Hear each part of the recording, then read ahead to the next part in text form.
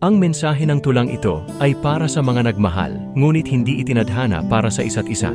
Para sa mga pusong pinagsama ng sandali, ngunit hindi ng kapalaran.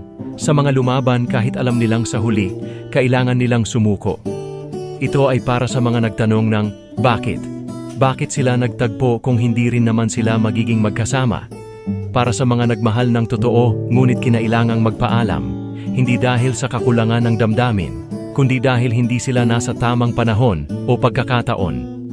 Higit sa lahat, ito ay paalala na minsan, ang tunay na pagmamahal ay nasa pagpapalaya.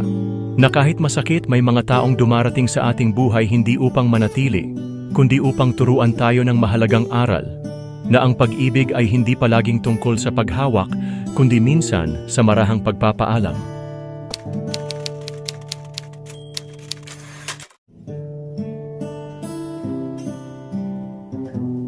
Pinagtagpo tayo ng tadhana sa gitna ng mga kwento at pangarap. Sa bawat salitang binitawan, parang may liwanag na biglang nagningning. Sa bawat titig at halakhak, tila ba nag-iba ang daloy ng oras, naging tayo sa gitna ng walang katiyakan. Pero sa likod ng bawat saya, may mga tanong na pilit nating iniiwasan. Bakit? Bakit narito tayo, kung alam naman nating may hangganan? Bakit hinayaan nating lumalim, kung sa dulo'y tayo rin ang lulubog sa kawalan? Sinubukan natin. Sa bawat araw, sa bawat yakap, sa bawat pangakong tila bituin. Maganda sa simula, ngunit sa dulo'y maglalaho rin. Ngayon narito tayo sa isang sandaling puno ng pagsisisi. Nagsimula sa kwentuhan, natapos sa sisihan. Nagsimula sa pangarap, natapos sa katotohanang hindi tayo itinadhana. Mahal, bakit ganito? Bakit pinilit pa nating hawakan ang apoy kung alam nating pareho lang tayong masasaktan?